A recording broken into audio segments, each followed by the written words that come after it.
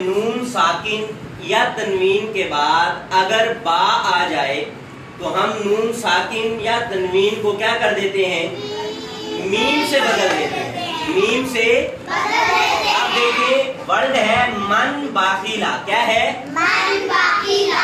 اب من باخیلا میں دیکھیں نون پر کیا ہے؟ جزم ہے، نون ساکن ہے، نون کیا ہے؟ نون ساکن کے بعد پہلا ورڈ کیا آیا ہوا ہے؟ با۔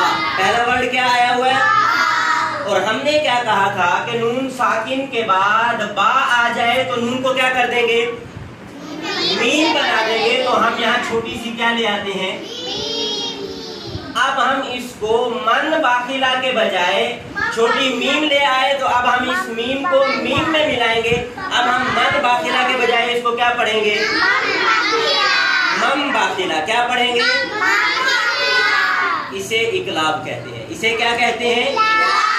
اسے کیا کہتے ہیں؟ اقلاب کہتے ہیں۔